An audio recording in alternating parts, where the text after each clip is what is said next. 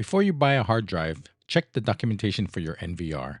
Double check physical size, maximum storage size, and interface type. My NVR max is 6 terabytes. I bought this on Amazon. I removed 6 Phillips screws to remove the cover. I disconnected the 2 connectors for the power button to make it easier to record, but it is not necessary.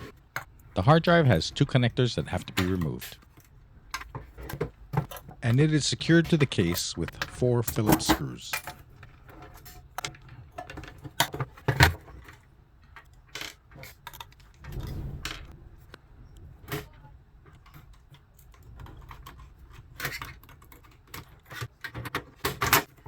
I didn't record it, but while I had this open, I cleaned all the dust from the fan and the vent hole.